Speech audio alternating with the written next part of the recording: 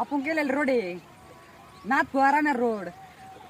हा अजिबात नाही अशी नुसते हायवे पण लागत डायरेक्ट.